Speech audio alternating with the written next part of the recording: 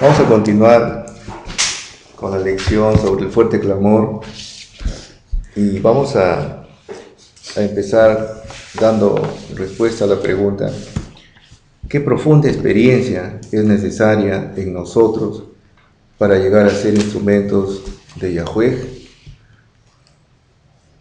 Vamos a abrir nuestras Biblias en el libro de Santiago, capítulo 4, versículo 10, y primera de Pedro, capítulo 5, verso 6.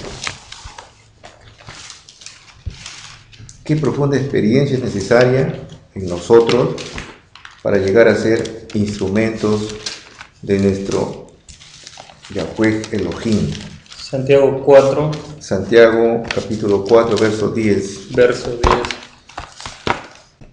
Humíllense ante el Señor y Él los exaltará.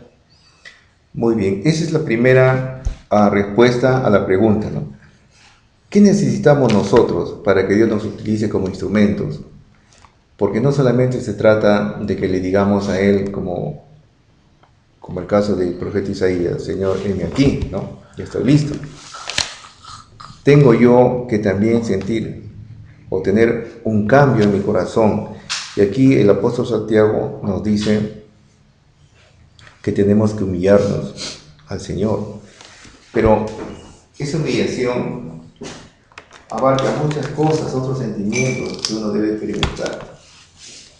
Es una humillación producto de reconocimiento de que hemos fallado como hijos de Dios y que en cierta forma nos hemos dado cuenta de que no fuimos creados para servir a Satanás, sino para servir a Yahweh Elohim, y que fuimos hechos para vivir en paz, para vivir con total felicidad, en una vida de servicio dedicada hacia Él. Entonces, cuando yo realmente puedo ver esto y darme cuenta que estaba sirviendo a quien no correspondía, llega una situación de tristeza a mi corazón. Me arrepiento, lo reconozco a mi Salvador como mi Redentor y recibo el Ruaj, el Espíritu Santo en mi corazón que viene del Padre, y en ese momento soy justificado. Y en ese acto de humillación y de reconocimiento que sin ellos no valemos nada, ese acto es la premisa para que yo pueda ser utilizado como instrumento vivo de Yahweh Elohim. Vamos a leer el otro pasaje en primera de Pedro, capítulo 5, verso 6. Humillaos, pues, bajo la poderosa mano de Dios, para que Él os exalte cuando fuere tiempo. De nuevamente recalca el apóstol Pedro la humillación. Debemos humillarnos, pero humillarnos ante la mano poderosa de Yahweh. Ante Él hay que humillarse. Nosotros sabemos que la Biblia nos dice en el libro de Proverbios que de las 6 cosas o 7 cosas que el Señor detesta, en primer lugar están los ojos altivos. Entonces, una persona orgullosa, y dicho sea de paso, el orgullo no es una virtud, el orgullo es un pecado grande a los ojos de nuestro Creador. Debemos nosotros humillarnos, dejar el orgullo a un lado y tener esa plena conciencia de que nosotros a los ojos de nuestro gran Dios no tenemos valor alguno realmente. Es solamente a través de su inmenso amor que Él nos da un valor grande, nos llena de una valía gigantesca, a tal manera que dio a su Hijo al mundo para que muera y podamos nosotros algún día estar con ellos. Entonces, si nosotros comprendemos esta situación, recién podemos humillarnos y tener conciencia realmente de lo que somos.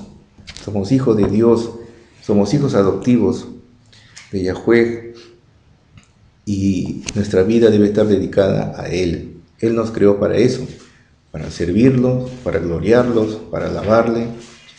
Para eso fuimos creados. Bien, vamos a dar contestación a otra pregunta.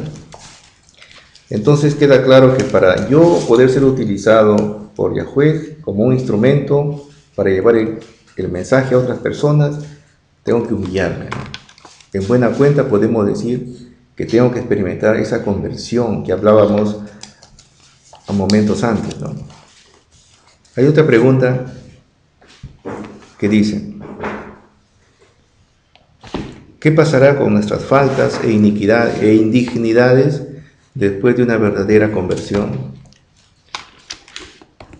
Buscamos en los libros de Isaías, capítulo 43, versículo 25,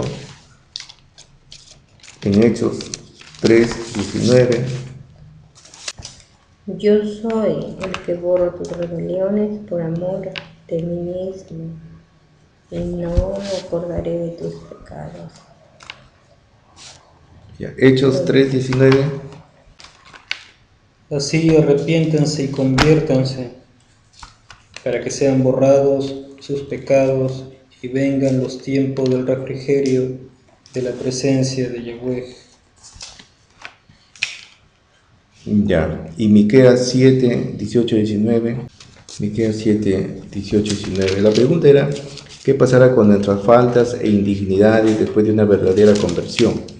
Ya, mientras van buscando, vamos comentando un poco. Ya habíamos escuchado al profeta Isaías decirnos de que el Señor borrará todas nuestras culpas, nuestros pecados que hemos cometido como hijos de Satanás, y no se acordará de ellos. Y en Hechos nos dice también que Él borra nuestros pecados, borra nuestras faltas por amor a sí mismo. Ojo, hay que tener cuidado cuando interpretamos este pasaje, cuando dice Dios, el Elohim, cuando dice: no me acordaré de tus pecados, los borraré por amor a mí mismo. No le demos un enfoque ególatra. Tengamos en cuenta que nosotros fuimos hechos criaturas a imagen y semejanza de Él. Y en ese sentido nosotros tenemos algo de ellos. Nos parecemos a Elohim y nos parecemos a Yahoshua en dos aspectos, a mi entender modesto. El primer aspecto que nos relaciona con ellos y que nos asemeja a ellos es el poder de producir, de crear cosas. Nosotros somos la única especie creada por el Señor en que podemos producir cosas. Somos creativos. La civilización que tenemos, incluso el lenguaje, es producto nuestro. La escritura es invento nuestro. Podemos ir a otros planetas, podemos viajar por el espacio, debajo del agua. Es invento de esa capacidad de producir cosas. La inteligencia y en consecuencia el grado de producción que se genera por el nivel de inteligencia en el ser humano es una facultad que le corresponde al Creador. Tenemos algo del Creador, por eso se evidencia en la creación que hemos hecho, creación que se llama civilización. Y el otro aspecto que nos une a ellos es el amor. Somos las únicas criaturas que formamos familia y educamos y enseñamos a nuestros hijos, a nuestros descendientes en el amor a Yahweh, unidos en amor. Diferente a los animales que se unen por instinto, ¿no? Así es, nosotros sí nos unimos y vivimos todo el periodo de vida que nos corresponde basados en el amor, ¿no? Somos familias donde se fundamenta el amor. Por eso es que muchos historiadores y muchos estudiosos de la Biblia comparan a la familia con un pedacito de cielo, ¿no? Es un símil un poco poético, pero tienen razón. Si no aprendemos a vivir en familia, no estaremos preparados tampoco para estar con Yahoshua y con los demás cristianos que le sirven de corazón. Bueno, entonces ya ubicamos Miqueas 7, 8, 19. Sí. Den lectura, por favor. ¿Qué Dios como tú, que perdona la maldad y olvida el pecado del remanente de su heredad? No retiene para siempre su enojo porque se deleita en su invariable amor. Dios volverá a compadecerse de nosotros, sepultará nuestras iniquidades y echará nuestros pecados en la profundidad del mar. Muy bien, entonces el profeta Miqueas nos dice que el Señor es único nuestro Dios Elohim, Yahweh Elohim, es único porque Él borra de verdad todo lo mal que cometimos un día. Y es más, nos dice que esos pecados son arrojados al mar, ¿no? Simbolismo o literalismo, eso no lo sabemos, pero sí lo que sabemos es que esos pecados son borrados. A mi modesto entender, realmente van al mar los pecados, ¿no? Eso explicaría muchas cosas, que eso se va a tratar en otro tema de estudio, sobre cuando el Señor termina su intercesión en el lugar santísimo y coloque todos los pecados sobre Satanás al final de los tiempos. Esos pecados van a ser extraídos del mar y colocados en la frente de Satanás, tal como ocurría en el ritual de colocar los pecados de Israel en la frente del chivo expiatorio para Azazel. Bueno, pues ese es tema de otro estudio. Pero lo que sí sabemos es que los pecados son borrados definitivamente. El Señor no se va a acordar de ellos nunca más. Entonces, y disculpen la expresión, es una necedad de parte nuestra recordar nuestros pecados. Si bien es cierto, hemos hecho este ejercicio minutos antes, ¿no?, para ver qué experimentamos, pero esa manera de ejercicio. La Biblia nos enseña que no es bueno que uno esté recordando con demasiada frecuencia lo que hizo antaño. Hay un pasaje bíblico de nuestro Señor Yahoshua donde dice: aquel que pone la mano en el arado y mira hacia atrás no es digno de mí. Entonces el cristiano, si ya se le perdonó sus pecados, borrón y cuenta nueva y mirando hacia adelante, nunca hacia atrás.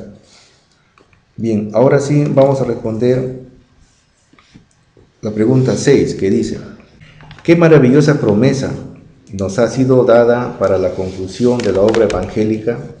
¿Cuál es la promesa para aquellos que realmente podemos llevar esta obra de Dios en la tierra? Zacarías capítulo 10, versículo 1 y Santiago capítulo 5, versículo 7. Zacarías capítulo 10, verso 1 y Santiago capítulo 5, verso 7. Entonces, son estos, bíblicamente estamos ya enrumbando y estamos concluyendo en que es imprescindible que el cristiano lleve el mensaje en el marco del fuerte pregón y con el tema de los 3 mensajes angélicos, ¿no? Pedid al Señor lluvia en el tiempo de la lluvia tardía, y Él hará relámpagos, y os dará lluvia abundante, y hierba en el campo a cada uno. Está muy bien. Santiago 5:7. Hermanos, tengan paciencia hasta la venida del Señor. Miren cómo el labrador espera el precioso fruto de la tierra. Aguarda con paciencia hasta recibir la lluvia temprana y la lluvia tardía. Ya, entonces aquí da respuesta a la pregunta. Dice: ¿qué maravillosa promesa nos ha sido dada para la conclusión de la obra evangélica? Esa conclusión de la obra evangélica es una alusión directa al fuerte pregón. La obra evangélica terminará cuando el mensaje se dé a todo el mundo. El mensaje de este Evangelio Santo que nos habla en Apocalipsis, del Evangelio Eterno, como lo describe ahí el apóstol Juan. Y es el mensaje cuyo tema principal es la adoración al Padre, al Hijo, es el desenmascaro de la iglesia satánica, que es la iglesia católica y todas las iglesias protestantes, y también que tenemos que evitar ser sellados por la bestia. Y la única forma de evitarlo es siendo un pueblo diferente, un pueblo apartado, un pueblo consagrado a Dios, un pueblo santo. Bien, Zacarías nos dice, nos habla de la lluvia tardía. Y nos dice que, un poco dando respuesta a la pregunta, que la obra evangélica del fuerte pregón terminará siempre y cuando nos caiga la lluvia tardía en nuestra vida. Cuando uno se arrepiente y reconoce a Yahoshua como su Salvador, recibimos el Espíritu Santo en nuestro corazón. Ese Espíritu Santo es la lluvia temprana. Es una muestra del poder, del gran amor del Señor, de la esencia del Señor que Él nos coloca en el corazón. y nosotros tenemos que ese pequeño espíritu que Él nos da y que nos asemeja a ellos más, tenemos que hacerlo crecer. ¿Cómo? Alimentándolo correctamente. Y ya decíamos también que la única forma fundamental para que crezca el Espíritu Santo en nosotros es llevando el mensaje. Llevando el mensaje y llevando el mensaje. No hay otra forma. No existe un cristiano que no lleve el mensaje. El cristiano que no evangeliza no es cristiano. Será todo lo que ustedes quieran, pero cristiano no es. El cristiano es sinónimo de evangelista. Y el evangelista no es un cliché que le pertenece a la iglesia pentecostal. No es así. Evangelista es aquel que lleva el mensaje de las buenas nuevas al mundo. Y en ese sentido, todos debemos ser evangelistas. El apóstol Santiago nos habla también de la lluvia temprana, la lluvia tardía, y nos da un elemento más. Nos habla de la paciencia. Y eso nos hace recordar una de las características de la iglesia remanente al final de los días. Y vamos rápidamente al libro de Apocalipsis, capítulo 14, versículo 12. Dice el apóstol Juan: He aquí está la paciencia de los santos, los que guardan los mandamientos de Yahweh y tienen la fe de Yahoshua.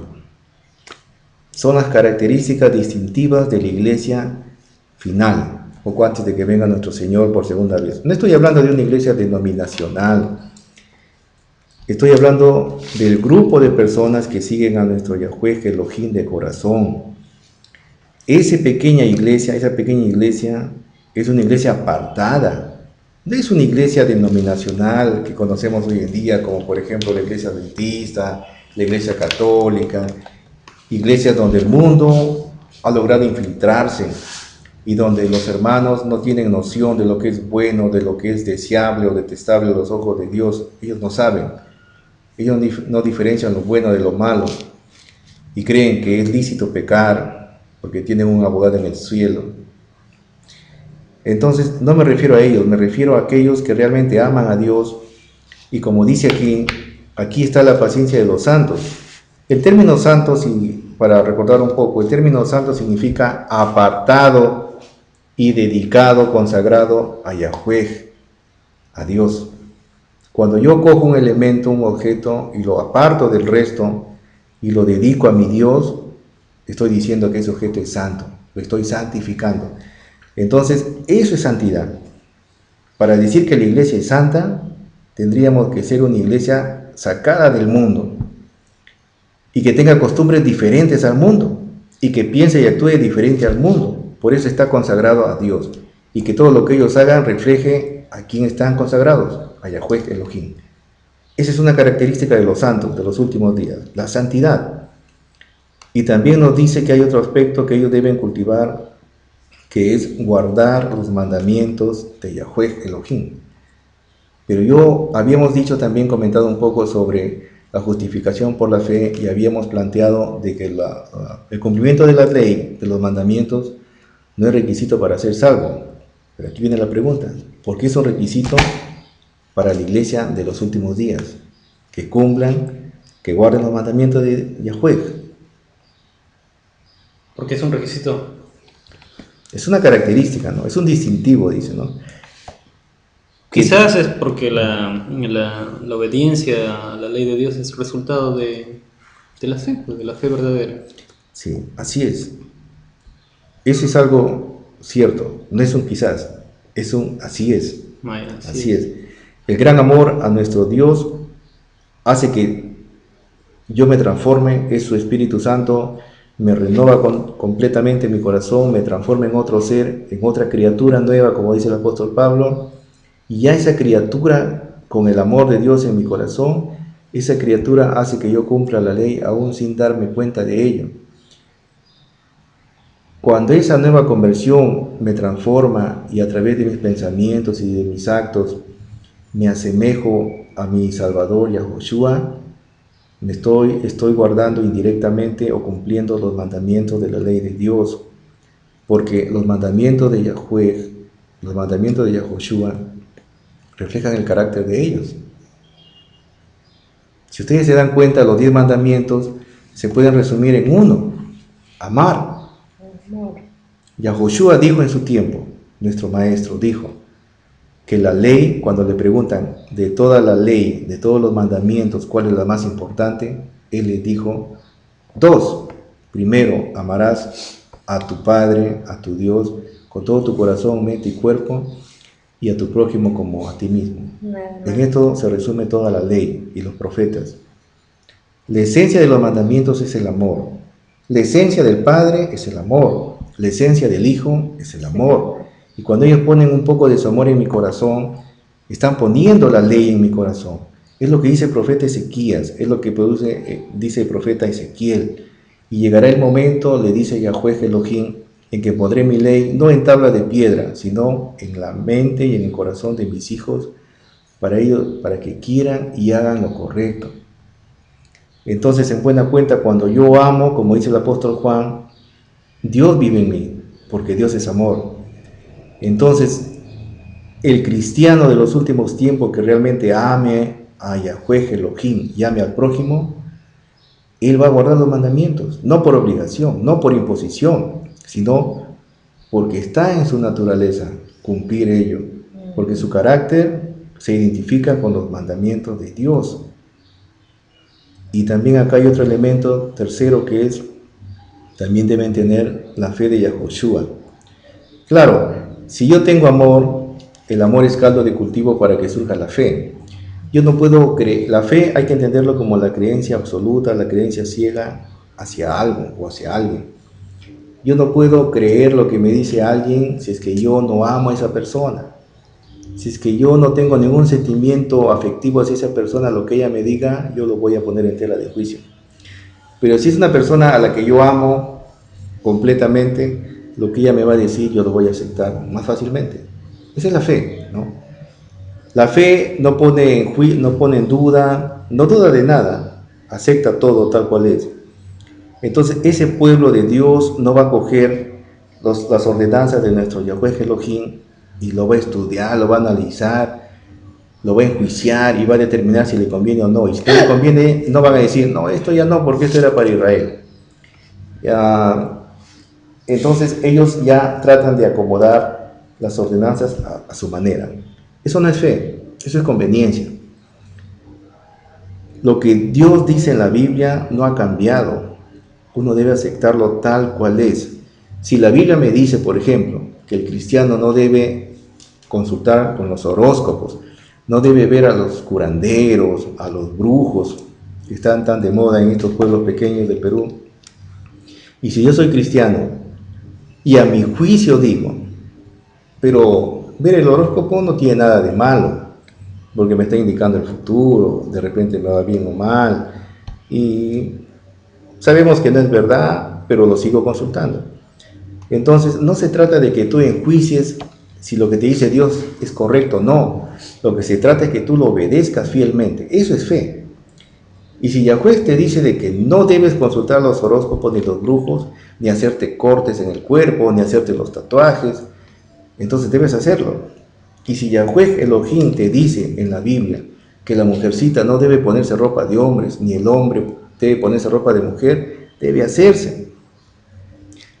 Y si la Biblia te dice que tú, si eres agricultor, no puedes cultivar en tu terreno 2 semillas de especie diferente, como tienen costumbre mucha gente de campo, que siembran maíz y siembran menestra al mismo tiempo en un solo terreno, debe hacerse. Para Dios, para Yahweh Elohim, es una aberración que uno siembre semillas de especie diferente en un mismo terreno. Entonces, esas ordenanzas que están en la Biblia no han caducado. Lo que caducó con la muerte de nuestro Salvador son los rituales, los sacrificios que se hacían, porque los sacrificios, como dice Pablo, eran sombra de lo que iba a venir, que fue Yahoshua, nuestro Salvador. Eso ha cambiado, porque el cordero que se sacrificaba se transformó en el cordero que es nuestro Salvador. El sacrificio ya lo hizo Él. Todos los rituales que se hacían en el santuario terminaron con la muerte de Yahoshua en la cruz. El sacerdocio terminó el diezmo de paso con ellos. Ahora tenemos un sumo sacerdote en el cielo, y eso lo podemos leer en Hebreos. La primera parte lo dedica todo a este aspecto del sacerdocio divino de Yahushua en el cielo. Entonces, nosotros tenemos que tener esos distintivos, 3 distintivos de los santos. La paciencia de los santos, los que guardan los mandamientos de Yahweh, y tienen la fe de Yahushua, ¿no? Aquí no hay que los santos últimos de los últimos tiempos van a ser de tal iglesia. No, son características que son transversales a todas las iglesias, ¿no? Obviamente va a haber muchas personas en diferentes iglesias que van a tener estas características, pero en su momento Yahweh Elohim los va a llamar a todas para que salgan de esas iglesias caídas, y todas estas personas que buscan a Dios sinceramente se van a unir, y son ellas las que van a formar la nueva iglesia y van a llevar el fuerte pregón a la gente del mundo. Lo que cuando se refiere a que van a salir de diferentes iglesias, no quiere decir que estando en esas iglesias esa gente va a ser salvada por Dios. No. Lógicamente tiene que haber una invitación de parte de Dios a salir de esa denominación y a seguir una doctrina sana, ¿no? Pura. Así es, ¿no? Así es. Significa que si ellos permanecen en la iglesia contaminada, no se van a salvar. ¿Y cómo yo puedo afirmar esto? Abrimos nuestras Biblias, o buscamos, mejor dicho, porque la Biblia está abierta. Buscamos en el libro de Juan, capítulo 2, versículo 3 y 4. Esto da respuesta a esa duda que tienen algunos. Dicen, no, pero si hay personas justas que aman al Señor en su corazón y lo buscan realmente con sinceridad, pero están en una iglesia equivocada, con una doctrina totalmente equivocada que contraviene lo que la Biblia enseña, ¿podrán ser salvas? Capítulo 2. Capítulo 2, versículos 3 y 4. Primera de Juan, ¿no? Y como Primera de Juan, perdón. Primera de Juan. Sí. En esto sabemos que conocemos a Dios, si guardamos sus mandamientos.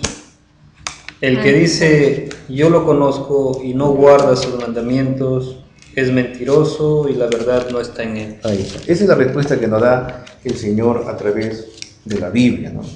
En este caso, el elemento portavoz es el apóstol Juan. Dice, en esto sabemos que conocemos a Yahweh Elohim, si guardamos sus mandamientos. Ahora, no hay que confundir, no entendamos así a rajatabla, ¿no? Como entendió el pueblo de Israel en su tiempo. Y ellos recibieron la ley de manos de Moisés y lo cumplieron así, externamente. Nadie mataba, nadie aparentemente no tenían otros dioses delante, todos trataban de honrar a su papá, a su mamá, pero era algo externo, era una conducta observable. Lo que dice aquí el apóstol Juan y lo que está en la ley es que debemos guardar sus mandamientos, pero en el corazón, no en los actos. Porque si yo coloco acá a un cristiano y acá otro cristiano a su lado y le digo a uno, a los dos, perdón, guarden la ley, los dos lo guardan. Pero si uno ama realmente a nuestro Dios, va a sufrir la conversión y va a guardar la ley porque ama a Dios, pero el otro lo va a hacer de forma externa. Cuando uno, por ejemplo, no mata a su prójimo, no quiere decir que está cumpliendo la ley, que no está transgrediendo la ley número 6. ¿Por qué? Porque cuando vino el Señor Yahushua, Él nos dijo que no era necesario no matar para no transgredir la ley, sino que aquel que en su corazón aborrezca a su hermano, ya lo había matado realmente, y era digno de las llamas del infierno. Entonces, Él le dio un nuevo enfoque. La ley es producto de mi cambio en el corazón. La ley no se cumple literalmente por fuera. La ley es consecuencia de que yo ya cambié y mi corazón hace que yo obedezca la ley, pero en forma ya de consecuencia lógica, ¿no? Entonces, esa es la diferencia. Por eso así debemos entender esto. Si dice, en esto sabemos que conocemos a Yahweh Elohim si guardamos sus mandamientos, pero sus mandamientos en el corazón. El que dice yo lo conozco Se refiere a los cristianos, porque todos los cristianos de todas las iglesias dicen, yo conozco a Cristo, yo conozco a Salvador, yo conozco al Padre, pero no guarda sus mandamientos, es mentiroso. La verdad no está en él. ¿Y por qué es un mentiroso? Porque en Apocalipsis hemos leído los distintivos de los santos de los últimos días, y ahí en un aspecto nos dice que deben guardar los mandamientos, que parafraseando un poco significa que deben tener la conversión en su corazón, que deben ser personas que realmente han sido nacidas en espíritu, como Nicodemo preguntó a nuestro Salvador, que deben haber sufrido ese cambio en su vida, porque si no hemos cambiado, seguimos honrando y alabando y gloriando a Satanás. Así guardo los mandamientos externamente. Sí, así externamente yo cumpla la ley, porque mi corazón no lo ve nadie, solamente Dios, pero las personas no lo pueden ver. Yo no sé lo que tiene en el corazón cada uno de ustedes, por ejemplo, ni cada una de la gente que nos rodea. Eso solamente lo ve nuestro Creador, lo ve nuestro Padre. Por eso Él sabe a aquellos que han sido convertidos realmente. Y ese es el requisito para ser salvo, guardar los mandamientos a través de una conversión total, en su forma de pensar, en su forma de actuar, y ser obedientes. Cuando dice y tener la fe de Yahoshua, se refiere a obediencia total, no obediencia parcial, obediencia total. Y la paciencia. Claro, porque al referirse a la fe de Yeshua quiere decir la misma fe, la misma obediencia que él demostró, demostrarán los últimos fieles, ¿no? La fe le corresponde a Él porque Él es el baluarte, Él es el adalid de la fe, porque Él obedeció a su Padre hasta la muerte. Dígame, ¿quién obedece a su Padre y se deja morir porque el Padre le dice tienes que ir y morir? Solamente un caso similar lo podemos ver en la historia de Abraham y de Isaac, ¿no? Cuando Isaac supo al final que iba a morir, él era el sacrificio, y no se rebeló, no desistió, y aparentemente ayudó incluso a que sea amordazado, ¿no?, para el sacrificio.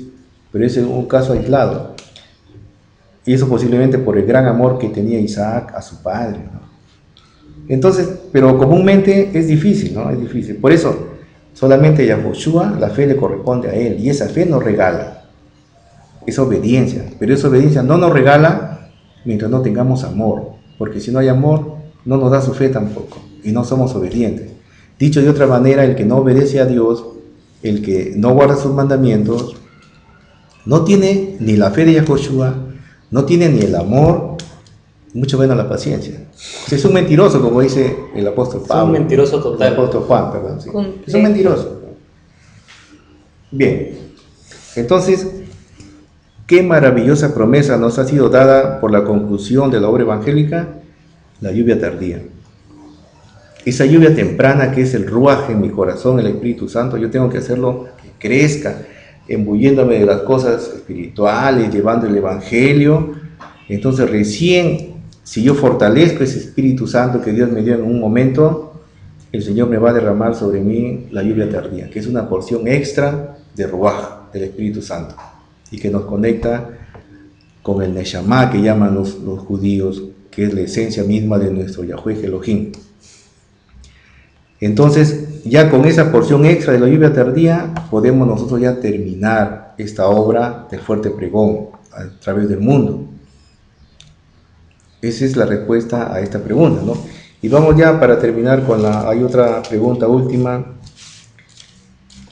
¿Cuál será el distintivo de los verdaderos hijos de Dios en la lucha contra la bestia y su imagen?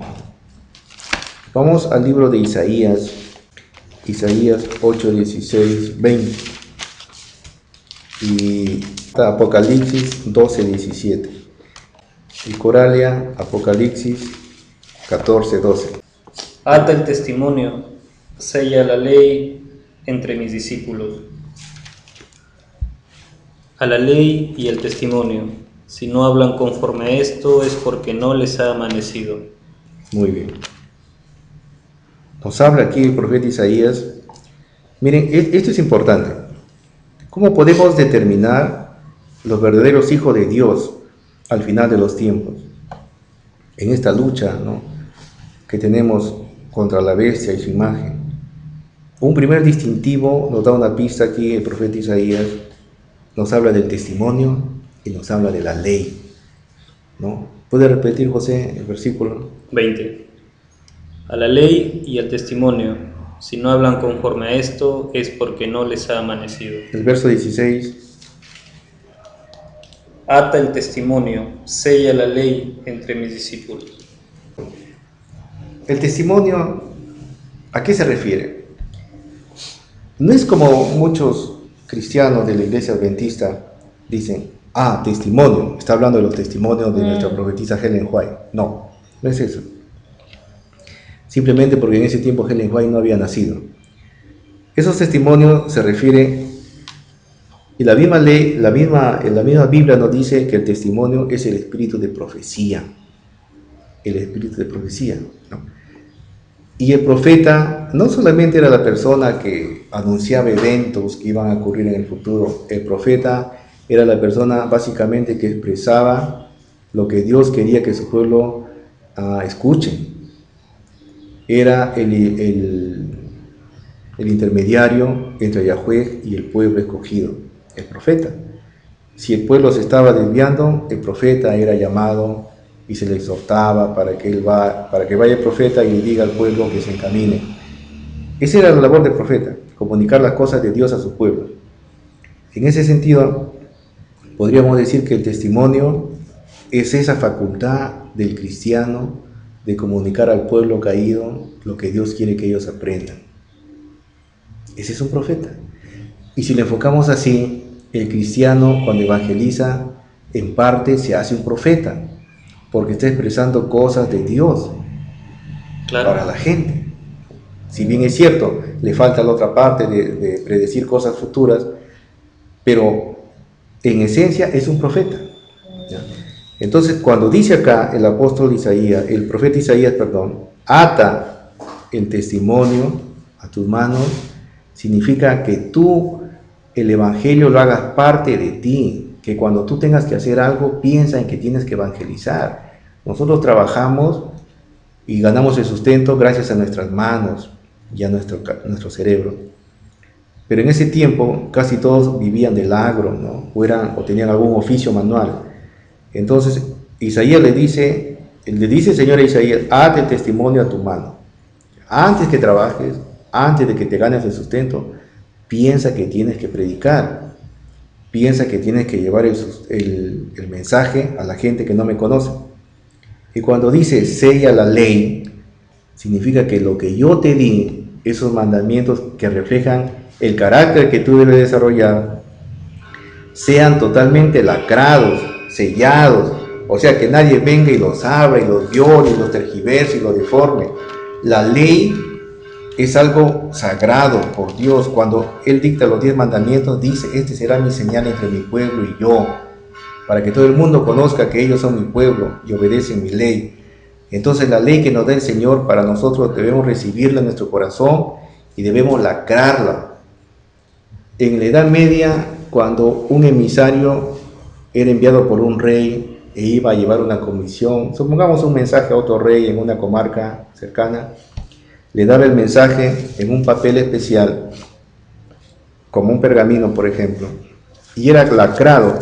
Le colocaban una especie de cera para que nadie lo rompa, y cuando llegaba el mensaje al otro rey y ya estaba roto, ya no lo leía, o ya no le daba credibilidad a lo que estaba escrito porque pudo haber sido adulterado. Entonces, sellar es igual que lacrar, es ponerle un sello para que nadie lo abra, para que nadie lo adultere. Entonces la ley de nuestro Señor, que básicamente son los 10 mandamientos, es la ley que nosotros hemos recibido y que debemos dejar que no se corrompa, que no se adultere, como lo ha hecho la Iglesia Católica, que ha distorsionado completamente los mandamientos de la ley de nuestro Dios, y que el mandamiento cuarto, que está dedicado a la observancia del día bendito por Él, fue eliminado. Ellos lo han eliminado y han puesto ahí en su lugar santificar las fiestas y los días de guardar y un montón de cosas que ha sido por obra y gracia de Satanás.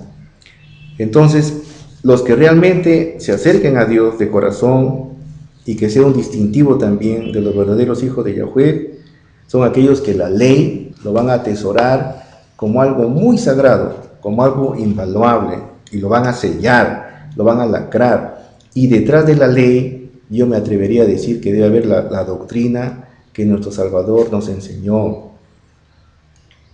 La doctrina que se fundamenta en 4 pilares. Se fundamenta en que todos debemos predicar el advenimiento de nuestro Yahushua. Todos somos adventistas en ese criterio, en ese sentido. No adventistas de la iglesia adventista del séptimo día, no. Porque la iglesia adventista del séptimo día también se ha corrompido y ha bebido del vino del furor, y esto lo está bebiendo. Y es una de las hijas rameras de la iglesia católica. Me refiero a aquel que predica que nuestro Salvador ya viene pronto y que es necesario cambiar, es necesario buscar la santidad, es un adventista, de facto. Ese es un pilar de la iglesia que lleva la sana doctrina, el adventismo. El que te dice que nuestro Salvador va a demorar en venir, está equivocado. Porque en Apocalipsis nos habla en el primer mensaje del primer ángel de que el juicio, que la hora del juicio ya ha comenzado. No te dice el día del juicio, te dice la hora. ¿Por qué?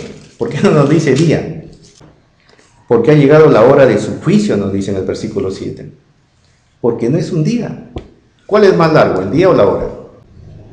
El día tiene 24 horas y la hora tiene 60 minutos. Si nos habla de hora, es porque el tiempo es corto relativamente. Es corto. Ya empezó el juicio y la llegada de nuestro Salvador no demora en cumplirse. Entonces, es el pilar de la iglesia primitiva. Eso predicaban los apóstoles con Yahushua. El reino de Dios se ha acercado. Si bien es cierto, él era ya parte del reino de Dios, pero también su venida estaba próxima. Y curiosamente, el libro de Apocalipsis, el apóstol Juan lo cierra con esta frase tan emotiva. El que testifica de estas cosas dice, es el verso 20, el penúltimo, ciertamente vengo en breve, amén, ven Señor Jesús. En otras versiones dice, ven Señor Jesús, te esperamos pronto, dice. Así cierra el libro de Apocalipsis, porque ellos también, como nosotros, predicaban la llegada pronta del Salvador, la segunda llegada. Ese es un primer pilar que debe cultivar la iglesia, la doctrina de la iglesia verdadera. Un segundo pilar es la santa ley. La santa ley que estamos hablando y que era el elemento clave en el arca del pacto. ¿Se acuerdan del propiciatorio que estaba ahí en el lugar santísimo, en el tabernáculo, que era una réplica del tabernáculo del cielo? En el propiciatorio, en el arca del pacto, estaba la ley de Dios, que estamos hablando, que debe ser atesorada por nosotros. Estaba también otros elementos adicionales, como la vara de Aarón, que reverdeció. Aarón, recordarán, fue el primer sumo sacerdote, hermano de Moisés. Esa vara, increíblemente, a través de un milagro hecho por Yahweh, reverdeció. Era un palo muerto y botó fruto, floreó. Eso representa la teología de la resurrección, la teología de los muertos. Significa que la doctrina verdadera tiene que tener conocimiento pleno de que la resurrección es posible, existe. Resucitó nuestro Salvador y Él vendrá y resucitaremos todos los que estemos muertos en ese momento. Y que cuando uno muere no tiene conciencia de nada. Y los fantasmas, los aparecidos, son las huestes de Satanás que tratan de engañar a la gente. El espiritismo, todo eso es producto de Satanás. Había otro elemento también en el arca del pacto, que es el maná. El maná representa el que yo me embuya, del que yo me nutra de la Biblia, de los escritos sagrados, y que yo también pueda comer lo que Dios dijo que yo coma, ¿no? Simboliza la cuestión alimenticia en el cristiano y simboliza que debemos retomar la alimentación original que el Señor hizo para nosotros, que son los vegetales. Esos 3 elementos estaban en el cofre, en el propiciatorio. Entonces ya tenemos el advenimiento como un pilar, la ley, tenemos la teología de los muertos, representada en la vara de Aarón que reverdeció, tenemos el maná que representa la alimentación adecuada y la salud también, y todos estos elementos son los pilares de la iglesia de Dios, ¿no? Y todos enmarcadas dentro de este evangelio que es imprescindible para todos y que lo debemos llevar, y que el evangelio, como dice Apocalipsis, es un evangelio que encierra el mensaje de los 3 ángeles. En el capítulo 14 de Apocalipsis, verso 6, dice el apóstol Juan: entonces vi a otro ángel que volaba por el cielo con el evangelio eterno, para predicarlo a los que habitan en la tierra, a toda nación, tribu, lengua y pueblo. Ese es el evangelio eterno. ¿Y cuáles son los temas? ¿Cuáles son los tópicos? Y ahí está el mensaje del primer ángel, el mensaje del segundo ángel, está el mensaje del tercer ángel y el mensaje del cuarto ángel. El llamado a la reflexión, el llamado a nuestro rol como evangelistas, el desenmascarar a esta iglesia católica y a las demás iglesias protestantes. Está el que nosotros seamos un pueblo realmente diferente, un pueblo santo. Y está en que si lo hacemos así, como dice el mensaje del cuarto ángel, recibiremos el poder extra para no dejarnos sellar. Entonces, miren, esos son los distintivos según el profeta Isaías. Ahora, también nos dice a la ley y al testimonio, ¿no? El que no les habla de acuerdo a esto es porque no le ha amanecido, dice el profeta. Si nosotros vamos a llevar el mensaje, tenemos que tener 2 estandartes: la ley y el testimonio. La ley representa los mandamientos de nuestro Dios, representa la Biblia, y el testimonio representa que yo obedezco esta ley, que mi vida refleja esta ley, que mi carácter es similar a la ley. Entonces, si yo cuando evangelizo no muestro la ley, no muestro el testimonio, significa que no conozco nada. Por eso, poéticamente Isaías dice, significa que no le ha amanecido, que la luz no le ha llegado. ¿Y la luz quién es? Es Yahushua, que el Señor nunca le dio su espíritu. Y que esa persona lo que les está hablando son cualquier cosa que ustedes quieran menos evangelio de Cristo. ¿Se dan cuenta? A la ley y al testimonio. Si yo llevo el mensaje, claro, si yo llevo el mensaje, pero soy una persona agresiva, una persona que me irrito rápido, una persona que me mete en problemas, una persona que mi vida está marcada por las calamidades, por las desgracias, que en mi casa nadie es cristiano, solamente yo, significa que mi testimonio de vida no es la correcta y que realmente Yahushua nunca me dio su Espíritu Santo para que yo cambie. Que vivas endeudado, que vive enfermo, estresado. Algunos adventistas del séptimo día creen que ese testimonio se refiere a los escritos, ¿no?, de la hermana Elena. Sí, claro, analizando un poco, dijimos que el testimonio, la Biblia dice que es espíritu y profecía, ¿no? Entonces, en cierta forma, cuando nosotros evangelizamos, también somos portavoces de Yahushua y de Yahweh para el pueblo que no lo conoce. Y en esa forma, en ese sentido, podríamos decir que somos también profetas, ¿no? Profetas. Ojo, a veces nosotros rechazamos el término profeta porque lo representamos como una persona que se alejó ya de la sociedad y que vive como un ermitaño, como un anacoreta por las montañas y que se alimenta de plantas, de animales silvestres y que se viste con túnicas o con piel de animales, como lo hacía el apóstol, como lo hacía Juan. Pero eso no es realmente un profeta, ¿no? Si bien es cierto, en su tiempo los profetas, muchos de ellos lo hicieron así, porque ellos querían un poco enclaustrarse en su mundo para servir a Dios de corazón y no contaminarse con el resto. Pero hubieron otros que vivieron en Jerusalén, vivieron con la gente, ¿no? Y no tuvieron esas características. Ahora, el término profeta, yo pienso que no debe asustarnos, ¿no? Profeta es el que habla en nombre de Dios, en nombre de Yahweh. Ese es un profeta. Entonces, nosotros también somos profetas, en cierto modo. El evangelista es profeta. El evangelista por naturaleza. Es un profeta, sí. Así es. Me dirán, pero antes en el pueblo de Israel solamente unos cuantos eran profetas. el común hebreo o judío no era profeta. No era profeta porque eran unos corruptos. Por eso el Señor depositaba su espíritu y escogía a sus portavoces, a aquellos que veían que en su corazón había algo de amor. Entonces, el común de gente, el que no era escogido, era porque eran personas con el corazón muy sucio. Hoy en día, si nosotros hemos recibido a Yahushua en nuestro corazón, es porque Él ha visto algo en nosotros y nos utiliza para llevar su mensaje. Bien, Apocalipsis 12:17, ¿qué nos dice? Entonces el dragón se llenó de ira contra la mujer y se fue a hacer guerra contra el resto de la descendencia de ella, los que guardan los mandamientos de Dios y tienen el testimonio de Yahushua. Aquí nos dice, miren, también nos reitera lo que ya habíamos leído. El dragón obviamente representa a Satanás, ¿no? El dragón se airó contra la mujer. La mujer, ¿no?, se representa en el lenguaje poético a la iglesia de Yahweh Elohim. Entonces dice, Satanás se airó contra la iglesia de Yahweh y fue a combatir al resto de sus hijos, los que guardan los mandamientos de Yahweh Elohim y tienen el testimonio de Yahushua. Ahí están las características que habíamos visto en Apocalipsis 14:12, ¿no?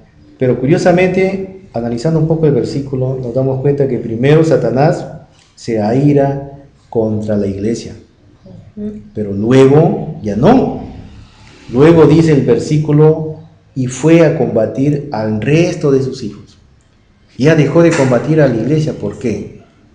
Porque la iglesia en el tiempo ha ido corrompiéndose y Satanás logró infiltrarse en la iglesia y logró distorsionar toda la doctrina de la iglesia primitiva, y aquellos cristianos que deberían ser atalayas, como dice el profeta Ezequiel, no atesoraron, no sellaron la ley y no ataron el testimonio a sus manos. Y se dejaron embaucar, se dejaron engañar, y al final Satanás ya dejó de combatir a la iglesia porque la iglesia era suya realmente. Pertenece y dice aquí al apóstol Juan que fue a combatir al resto de sus hijos. Al resto de los hijos de la iglesia se refiere a aquellos cristianos que recibieron la doctrina de Yahushua, pero no dejaron que se contamine. Fueron obedientes, resguardaron como un tesoro lo que ellos habían aprendido y no se dejaron contaminar, ni engañar, ni embaucar. Contra ellos el dragón se airó al final y fue en su busca. Y aquí los caracterizan los que tienen los mandamientos de Yahushua, de nuestro Yahweh Elohim.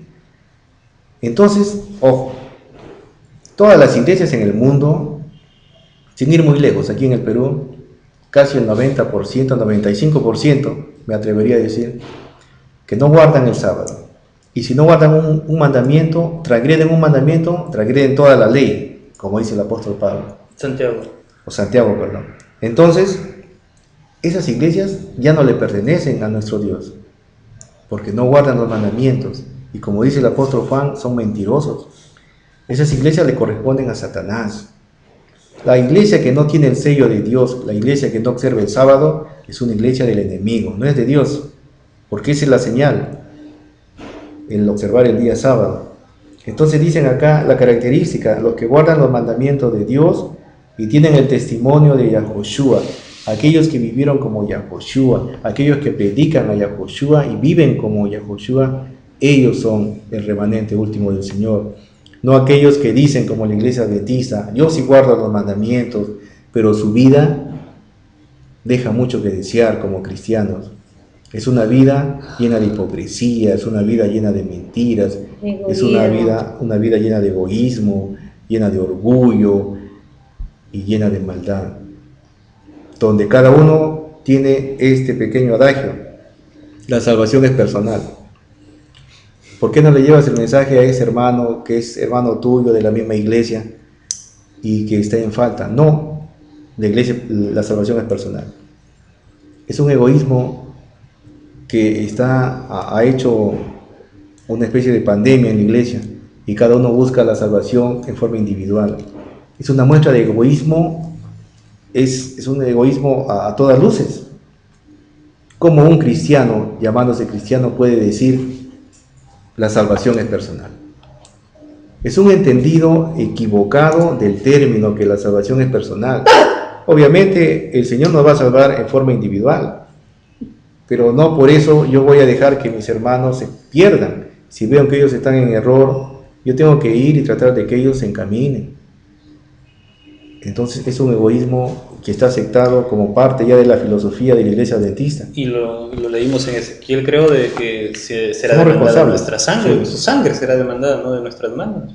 Pero como curiosamente ocurre con la Iglesia Adventista y con gran cantidad de iglesias denominacionales, como la Iglesia Dominical y otras, la Bautista, un montón de iglesias que hay, casi no leen la Biblia, ¿no? Ellos aceptan lo que dice su pastor, que dicho sea de paso, nosotros tenemos un solo pastor, que es Yahweh, y que es Yahoshua, que nos salvó de la muerte. Él es nuestro pastor. Y como dice en el libro del apóstol Juan, yo soy el pastor. No como el asalariado. No como el asalariado que huye cuando viene el lobo y abandona sus ovejas porque no son suyas. Entonces tenemos un solo pastor, que es Él. Ahora, si las otras iglesias denominacionales quieren tener sus pastores, allá ellos, pues, ¿no? Que quieren tener sus pastores, mantener sus pastores, yo no sé que ellos que no leen la Biblia, no leen el libro del apóstol Juan, ¿qué hacen teniendo dos pastores? Cuando venga Yahoshua les va a decir, pero hijo, ¿tú has leído lo que escribió ahí mi apóstol Juan? Yo soy el pastor. ¿Por qué tenías otro pastor? Cuando yo morí en la cruz por ti, me convertí en el único camino, el único salvoconducto entre tu vida y mi Padre. Otra persona no. Yo, mi nombre, soy el único en la tierra a través del que tú llegas a mi Padre. Algunos creen que no, pero la iglesia tiene que tener dirigentes, dicen, ¿no? Alguien que los guíe. Un anciano, dice, mira, contradiciendo lo que dice la Escritura de que deben estar a cargo ancianos. Sí, ancianos. Sí. Dentro de la iglesia, o sea, no uno que sea más importante que otro, ¿no? Sino que ancianos, deben ser Varios ancianos, y la labor del anciano es dirigir la iglesia administrativamente, organizacionalmente. Y crear nuevos ancianos. Sí, pero no espiritualmente. Claro. Espiritualmente no, porque el humano tiende siempre a caer. Entonces, la parte espiritual siempre se le cede a nuestro Salvador. Él es el guía espiritual, ¿no? Y no el humano. Sí, y los obispos son los mismos que ancianos, sino que Sí. ahí se cambió un poco la traducción nada más. Bien, entonces, con eso ya terminamos y dejamos en claro que el fuerte clamor debe empezar con una reflexión, tal como dice en el libro de Apocalipsis, en el mensaje del primer ángel, una reflexión de que realmente, ¿cuál es nuestra condición? Si realmente estamos amando a nuestro Yahweh Elohim, y si estamos venerando a nuestro Creador, Yahoshua, y realmente estamos denunciando, desenmascarando a Satanás. Debemos desenmascarar, debemos salir, llevar el mensaje y señalar que la iglesia de Satanás es la iglesia católica y que las demás iglesias protestantes que existen, todas sin excepción, son las rameras que han bebido también de la madre, que al final beberán de la ira de Yahweh. Y también al mismo tiempo debemos ya nosotros estar tratando de santificándonos, de estar santificándonos, de mantener la condición que obtuvimos cuando fuimos justificados y nos entregamos a nuestro Salvador. Solamente en esa situación, en esa condición, Yahweh Elohim nos dará una porción extra de Ruach, del Espíritu Santo, que nos llevará a que el pregón se haga fuerte en el mundo y que todo el mundo conozca estas verdades sagradas de Yahweh y que puedas prepararse el camino y que toda la masa de habitantes del planeta Tierra puedan asimilar, internalizar estos mensajes tan hermosos de los tres ángeles y se transformen en un pueblo diferente. ¿Por qué la necesidad de un pueblo diferente? Para preparar el camino de la segunda venida de nuestro Redentor. ¿Recuerdan el apóstol, recuerdan a Juan el Bautista? Él trató de preparar el camino para su Señor, para nuestro Señor. fue diferente. Ahora, para su segunda venida gloriosa, el Señor necesita que todos seamos Juan el Bautista y que todos prediquemos y seamos diferentes como Él fue en su tiempo. Entonces, pero esto no va a ocurrir si es que nosotros no llevamos este mensaje a toda la gente. Claro, Juan el Bautista es como una pequeña muestra de lo que debería ser el cristiano hoy en día, ¿no? O sea, hacerse, apartarse, predicar como él predicaba y alimentarse bien como él se alimentaba, ¿no? Diferente a nosotros.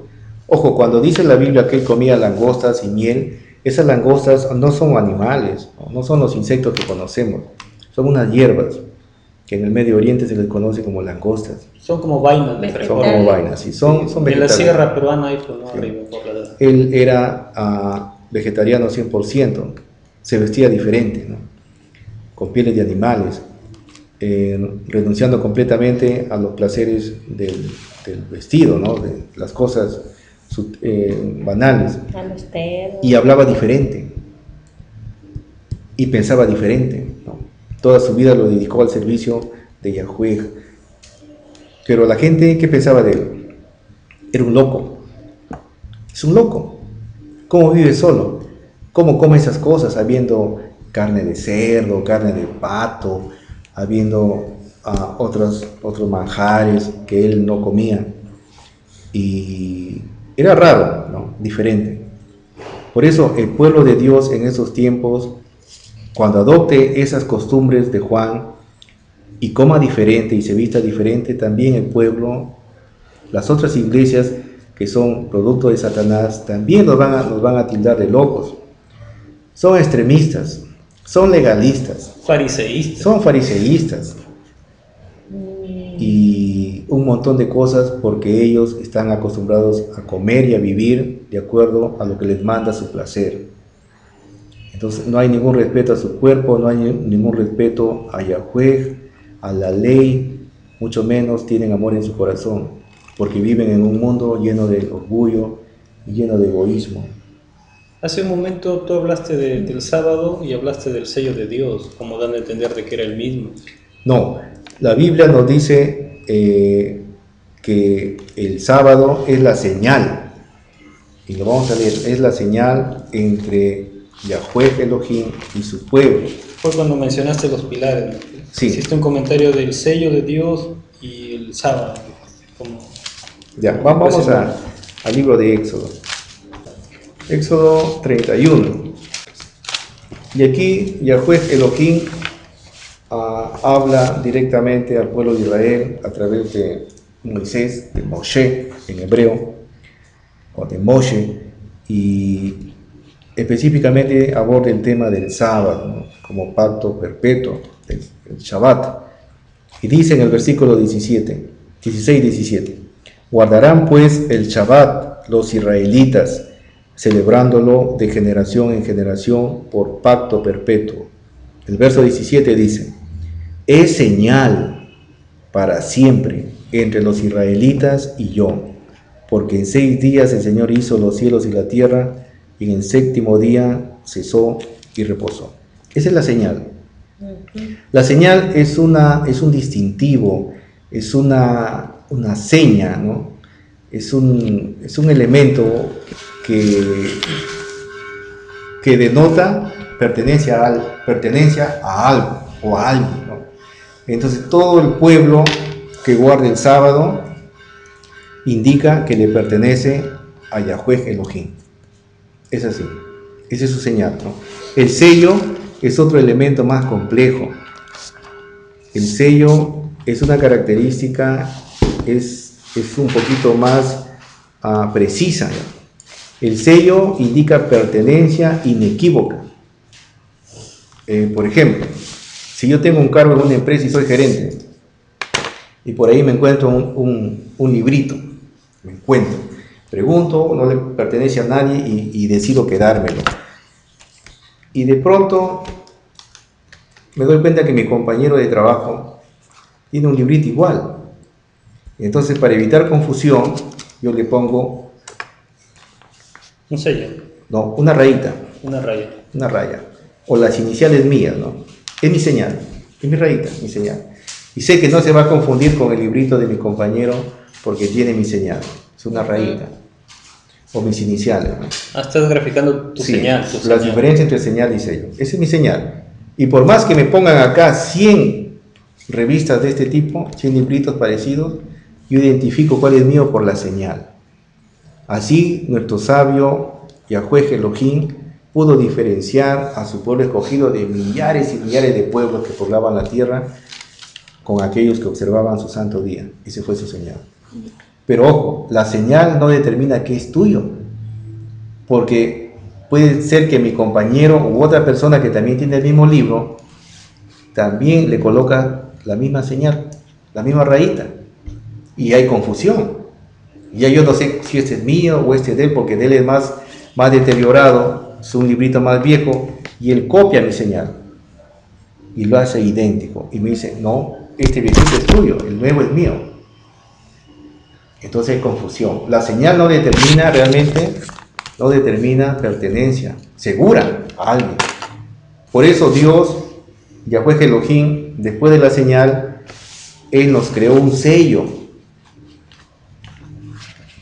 Y esto está aquí en Primera de Corintios, nos creó un sello indiscutible, un sello que evita toda confusión. Según de Corintios, capítulo 1, versículo 22. Pueden leer si ya lo encontraron. Quien también nos selló y puso en nuestro corazón la garantía de su espíritu. Así es. Y en otros versículos nos dice también, nos selló con su espíritu para el día de la redención. Entonces, regresamos al ejemplo ilustrativo. Ya. Yo soy un hombre precavido y preveyendo por ahí que me pueden falsificar mi sello, mi firma o mi rayita. Cojo mi sello. Como soy gerente de la empresa, cojo mi sello. Lo sello, cojo en el tampón con la tinta y lo sello. Y sé que el resto de personas son mis compañeros, pero no tienen el cargo que yo tengo y no tienen sello. El sello sí, indistintamente diferencia a que esto me pertenece, y no solamente a mí, sino a la empresa que yo dirijo. Es el sello. Es un valor distintivo de algo que no permite ya duda ni equivocación. Por eso el Señor primero nos da su señal, guarden mi sábado. Luego Él nos sella. El sello sí es individual, es un trabajo de Él uno por uno. Como dice el versículo que ha leído José, quien también nos selló y puso en nuestro corazón la garantía de su espíritu. Ese es nuestro sello. El Espíritu Santo en el corazón es el sello del Señor. Es un sello en nosotros que indica a Satanás que ya no le pertenecemos a Satanás, que ahora le pertenecemos a Yahweh y le pertenecemos a Yahoshua. Somos de ellos. Ese es el sello. Porque hay cristianos que pueden tener la señal, pero sí, todavía pueden ser fieles de Satanás. Lo que determina la salvación, como dice el pasaje, el versículo, y el Señor nos selló para el día de la redención, es precisamente eso. El Espíritu Santo es lo que determina nuestra salvación. Porque el pueblo israelita pues fue un pueblo apartado, observaba el sábado, ¿no? Pero dentro de ellos religiosamente. Claro, religiosamente, pero dentro de ellos estaban pervertidos. Muy pocos tenían el sello. Todos tenían la señal, pero muy pocos el sello, como ocurre hoy en día. Hay iglesias como la iglesia adventista, como la iglesia adventista reformista, como algunos bautistas, pues, guardan el sábado, tienen la señal, pero no tienen el sello. Guarda por cumplir, por lo que sea. Religiosamente, sobre todo religiosamente. Por cualquier cosa, menos por el espíritu que está en ellos, ya no hay. Bien, entonces, con esto terminamos este pequeño estudio. El fuerte clamor. Necesitamos cultivar el Espíritu Santo que Dios nos puso en nuestro corazón para poder tener esa valía y llevar el mensaje de estos tres ángeles al mundo caído. Bien, con eso terminamos. Bueno, hermanos, eso ha sido toda esta pequeña lección, el tema que hemos desarrollado. Y lo importante es que podamos nosotros asimilar, internalizar estos conceptos y llevarlos a la práctica. Eso es lo interesante, que todo lo que uno escucha y aprende, ponerlo por obra. Que el Señor quiere hacedores de la palabra y no oidores. De oidores estamos llenos en el mundo. Bien, hermanos, simpatizantes, buenas noches y conmigo será hasta otra oportunidad, y reciban la bendición de nuestro Dios, Yahweh Elohim, en sus vidas, y hasta otra oportunidad.